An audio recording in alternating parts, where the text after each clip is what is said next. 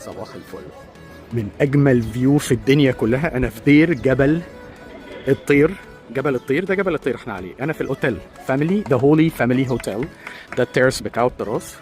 بصوا بقى هنا المنظر، وبصوا الجبل ده وجماله. بصوا اصلا المنظر الرائع اللي انا باصص عليه الرهيب ده. ما شاء الله، الله على جمالك يا منيا. انا في مدينة المنيا، في بلدنا الجميلة الساحرة الرائعة، مصر ام الدنيا. بصوا الجمال